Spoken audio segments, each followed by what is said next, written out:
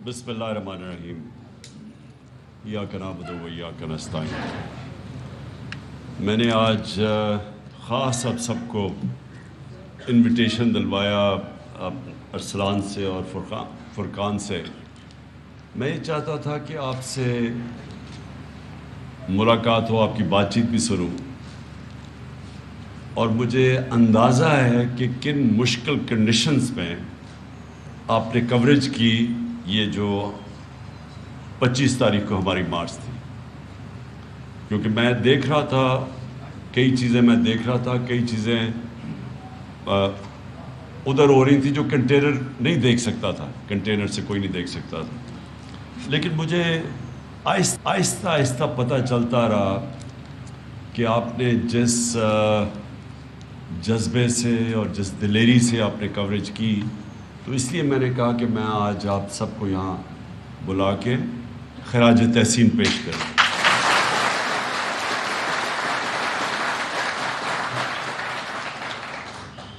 अच्छा, अब आपने एक चीज़ समझनी कि जो दौर है ना पाकिस्तान जिससे गुजर रहा है, मुल्क की ज़िंदगी में बड़े कम ऐसा वक्त आता है। इनको हम जो अंग्रेज़ी में वो एक टर्म है डिफाइनिंग मोमेंट्स। मुल्क के लिए फ़ैसला कौन वक्त है। जब आप नमाज़ पढ़ते हैं ना, तो आप अल्लाह से एक ही चीज़ मांगते हैं 5 वक्त की नमाज में कि अल्लाह वो 2 रास्ते जो हैं, एक उस पे लगा जिस पे नेमतें बख्शी हैं, दूसरी नहीं जो तबाही का रास्ता है। तो कौम भी लोगों की बनती है ना, तो कौम के भी 2 रास्ते आ जाते हैं। एक तरफ तबाही का रास्ता है और एक तरफ अज़मत का रास्ता है।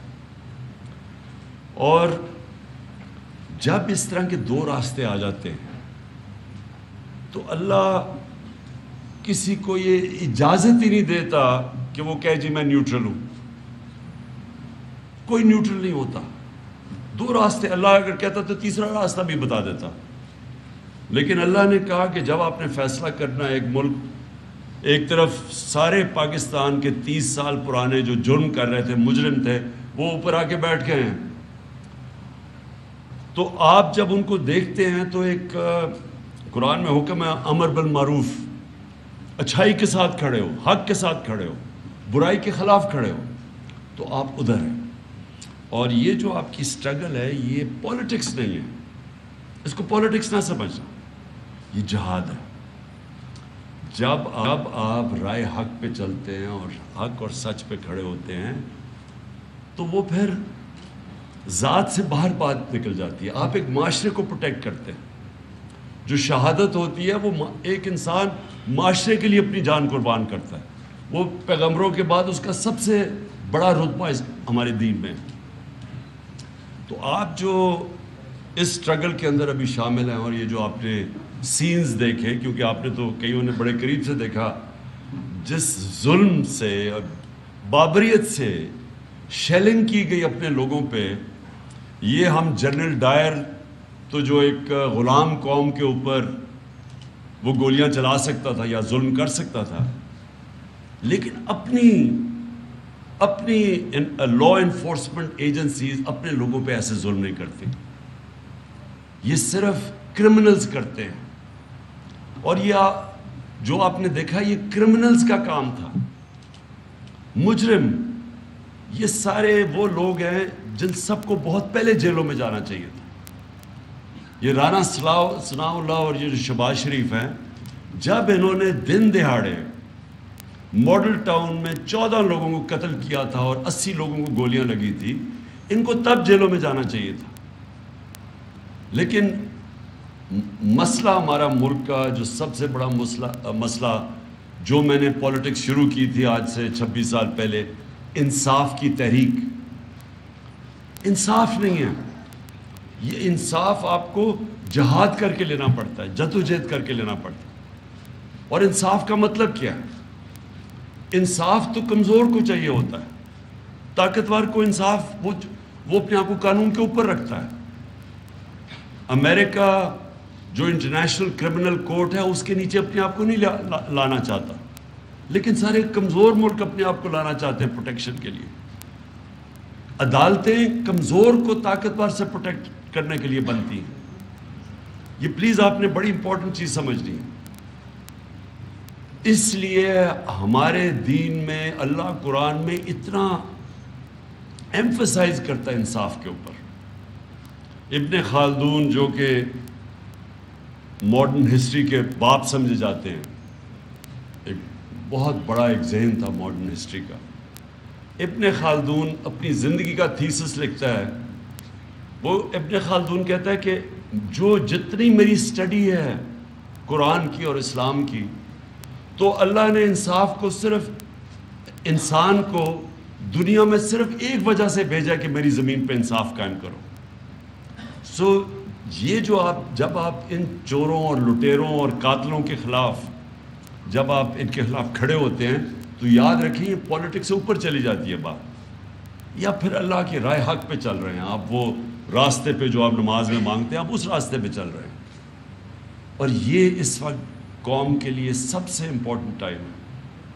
ہم ان لوگوں کو شکست دے گئے, پاکستان اوپر چلا جائے گا انشاءاللہ. اور اگر ہم کامیاب نہ ہوئے تو یہ جو جنگ لڑنی پڑے گی یہ پھر آپ کے بچوں کو لڑنی پڑے گی, کیونکہ جنگ یہ لڑنی پڑے گی کبھی نہ کبھی ان چوروں کے ساتھ. تو وہ مشکل ہوتی جائے گی ملک کے لیے. اور پھر جو ہمارے نبی صلی اللہ علیہ وسلم کی جو بہت امپورٹنٹ حدیث ہے, اور قرآن میں کئی آیتیں اس کو سپورٹ کرتی ہیں کہ تمہارے سے پہلے بڑی قومیں تباہ ہوئی جو طاقتور کو قانون کے نیچے نہیں لا سکی. طاقتور چور کو نہیں پکڑتی تھی, چھوٹے چور کو پکڑتی تھی. جو رول آف لا نہیں قائم کرتی تھی. یہ ہے جنگ پاکستان کی, انصاف کی جنگ. اب یہ کیا کوشش کر رہے ہیں, لوگوں کو ڈرا رہے ہیں, دھمکا رہے ہیں. وہ پھر ثناء اللہ کا پھر کوئی اسٹیٹمنٹ آئی ہے کہ میں تمہیں یہ کر دوں گا, میں وہ کر دوں گا. ڈرا رہے ہیں لوگوں کو, خوف. جو یہ کیا کرتے ہیں, یہ جو ظالم لوگ ہوتے ہیں, ایک چیز یاد رکھنا, سب سے بزدل ظالم آدمی ہوتا ہے, ہمیشہ ظالم بزدل ہوتا ہے. یہ جو ثناء اللہ ہے اور یہ جو شہباز شریف ہے جو کرائم منسٹر ہے, اس کا یاد رکھیں کہ اس کے اوپر ایک ہیومن رائٹس کی رپورٹ ہے. اس نے 97 اور 98 میں جب چیف منسٹر تھا, اس نے سب سے زیادہ لوگ پولیس مقابلے میں مروائے تھے. ایک عابد باکسر ہے, اس نے ٹی وی پہ آ کے اسٹیٹمنٹ دیا کہ اس نے کیسے اس کے ذریعے لوگ مروائے تھے. تو یہ وہ ظالم لوگ ہیں, یہ بھی ہے. اور یہ دوسرا جو ثناء اللہ ہے, اس کے اوپر تو خیر اپنی ان کی پارٹی کا منسٹر کہتا ہے کہ اس نے 22 قتل کیے ہوئے ہیں. تو اس طرح کی چور اوپر آ کے بیٹھ گئے مجرم لوگ, اور ان کی کوشش ہے آپ کو ڈرا دیں. تو وہ جو سارا کیا تھا انہوں نے ڈرامہ, وہ جو پولیس کے ذریعے ظلم کیا, آپ نے تو خیر تصویریں بھی دیکھی ہوں گی, آپ نے تو کھینچی بھی ہوں گی, کور کیا ہوگا, کس طرح انہوں نے فیملیز نکلی ہوئی تھی, عورتیں تھے, بچے تھے, ان کے اوپر جو انہوں نے شیلنگ کی. اور وہ چھوڑیں, شیلنگ تو ایک طرف ہے, ہمیں جو کلیکشن آئی ہے شیلز کی, وہ ایک ایسے شیلز کیے تھے وہ صرف دہشت گرد کے خلاف استعمال کرتے ہیں, وہ لوگوں کے اوپر انہوں نے استعمال کیا. کیا ان کی کوشش ہے کہ کسی طرح پبلک ڈر کے سہم کے بیٹھ جائے, تاکہ یہ چور پھر سے جو 30 سال یہ دو خاندان حکومت کرتے رہے. یاد رکھیں پاکستان کے 62 سالوں کے اندر 30 سال فوج نے حکومت کی ہے اور 30 سال ان دو خاندانوں نے کی ہے. اب یہ پھر آ گئے ہیں, اور ان کی کوشش یہ ہے کہ آپ کو ڈرا دھمکا کے اور پھر اوپر بیٹھ جائیں. تو میں جب لوگوں کو ایک چیز بتاتا ہوں کہ یہ بڑا ایک عظیم نعرہ تھا جس کے اوپر یہ ملک بنا تھا, ہندوستان کے مسلمانوں نے بھی پاکستان کو ووٹ دی تھی پتہ ہوتے ہوئے کہ وہ پاکستان کا حصہ نہیں بنیں گے.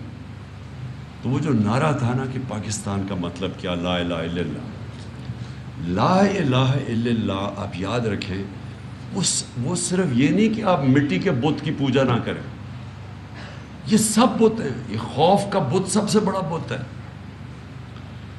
پیسے کا بت ہے کہ جی, اور خوف کے بت کی بھی کہ جی میں ذلیل نہ ہو جاؤں, مجھے کوئی مار نہ دے, مجھے کوئی میری رسک نہ لے لے, میری نوکری نہ چلی جائے. اسی لیے اللہ نے یہ 3 چیزیں اپنے ہاتھ میں رکھی ہیں. زندگی موت بھی اس کے ہاتھ میں ہے, عزت ذلت بھی اور رزق بھی. اس لیے اس نے رکھی ہے کہ آپ کے خوف دور کرنے کے لیے. اور قرآن کی آیت ہے جو لوگ ایمان لے آئے میں ان کے خوف دور کر دیتا ہوں. خوف دور کر کے ہی ایک انسان بڑا انسان بنتا ہے. کسی نے دنیا میں بڑا کام نہیں کیا جس نے اپنے خوف کے اوپر قابو نہیں پایا. کسی نے نہیں کیا. آج تک میں کوئی کھلاڑی, اتنی دیر میں کرکٹ کھیلتا تھا, میں نے کوئی بڑا کھلاڑی نہیں دیکھا جو گیند لگنے سے ڈرتا تھا, جو ہارنے سے ڈرتا تھا, بولر مارک, کبھی کوئی اس نے بڑا کام نہیں کیا, اوپر نہیں کیا. تو اس لیے یہ یاد رکھیں کہ یہ جو قومیں غلام ہوتی ہیں, 4000 انگریزوں نے 40 کروڑ ہندوستان کے اوپر حکومت کی تھی. 4000 انگریز تھے. خوف کے اوپر لوگ ڈرتے تھے کہ جی کہ ان کا خوف اتنا تھا. اور وہ بھی اسی طرح پولیس کا استعمال کرتے تھے. جو جنرل ڈائر نے گولیاں ماری تھی لوگوں کو جلیانوالہ باغ میں, بڑا فیمس ہے, تو وہ خوف طاری کرنے کے اپنے ملک میں کبھی ان کی جرت ایک آدمی کو گولی مارنے کی نہیں تھی. انکوائری ہو جانی تھی, لیکن کیونکہ غلام تھے تو انہوں نے سب کے سامنے جو قتل عام کی پتہ نہیں 150 لوگوں گولیاں مار کے اس نے جو کیا, وہ خوف طاری کرنے کے لیے. تو سب سے پہلے میں اب چاہتا ہوں کہ ایک چیز سے نکل جائیں باہر. جس طرح میں اس کو جہاد سمجھ کر لڑتا ہوں, مجھے کوئی کسی چیز کا خوف نہیں, کیونکہ میں سمجھتا ہوں کہ یہ ہمارے ملک کے لیے آنے والی ہم اپنی نسلوں کی جنگ لڑ رہے ہیں. آپ نے بھی اسی اسپرٹ سے اس پہ آنا ہے, کیونکہ آپ کو اس کی کوئی فکر نہیں کرنی چاہیے. اور یہ یاد رکھیں, یہ بڑے, میں پھر سے بتاتا ہوں, ان سے بزدل لوگ کوئی نہیں ہے. یہ جب ان کے سامنے کوئی کھڑا ہو جاتے ہیں یہ سارے بھاگ جاتے ہیں. تو انشاءاللہ آج سپریم کورٹ کے اندر ہمارا کیس لگا ہوا ہے. ہم سپریم کورٹ سے پہلے پوری ان سے پروٹیکشن چاہ رہے ہیں کہ کیا ہمارے پاکستانیوں کا فنڈامنٹل رائٹ ہے کہ پرامن احتجاج کریں. اب سپریم کورٹ سے یہ بیسک سوال ہے. اور کیا اس طرح کے مجرموں کو آپ اجازت دے سکتے ہیں کہ یہ آپ عورتیں بچے دیکھیں اور ان کے اوپر شیلنگ کریں, اور پتہ نہیں 35,000 شیل مارے انہوں نے, لوگوں کے گھروں میں گھس گئے رات کو, ان کی عورتیں نہ چادر نہ چار دیواری کی پرواہ, جو انہوں نے حرکتیں کی ہیں پنجاب کے اندر, اور جو پنجاب پولیس کا استعمال کیا ہے, غلط استعمال کیا. تو ہم سپریم کورٹ سے رولنگ لے رہے ہیں, اور اس کے بعد جیسی ان کا فیصلہ آتا ہے اس کے بعد میں اناؤنس کروں گا, پھر ہم نکلیں گے انشاءاللہ. اور اس باری بہت بہتر پلاننگ ہوگی. اس باری ہماری پلاننگ کوئی ٹھیک نہیں تھی, اور پلاننگ اس لیے ٹھیک نہیں تھی کہ ہم اس غلط فہمی میں پڑ گئے کہ سپریم کورٹ نے اس وقت کوئی رولنگ دی تھی, تو ہم نے سمجھا کہ اب راستے صاف ہو جائیں گے, اور ہم نے سمجھا کہ راستے بھی صاف ہو جائیں گے اور یہ چھوڑ بھی دیں گے سب کو. ہمیں کیا پتہ تھا کہ انہوں نے کسی کی پرواہ نہیں کی. تو اس لیے اس باری انشاءاللہ ہم تیاری کر کے جائیں گے, اور اب جو ہم نے غلطیاں کی وہ آپ نہیں دیکھیں گے. تو میں نے صرف آج آپ سب کو بلایا اس لیے تھا کہ مجھے پتہ ہے آپ نے کیا کیا سینز دیکھے. مجھے پتہ ہے کئی میں دیکھ رہا ہوں کوئی انجر بھی ہوئے ہیں, اس میں ان کو چوٹیں بھی لگی ہیں اور انجریز بھی ہوئی ہیں, زخمی ہوئے ہیں. تو میں نے آپ کو بس اس لیے صرف آج کہا تھا کہ آپ یہاں آئیں, اور میں اپنے ملک کی طرف سے, اپنی قوم کی طرف سے آپ کو اکنالج کرنا چاہتا ہوں, آپ کو خراج تحسین پیش کرنا چاہتا ہوں.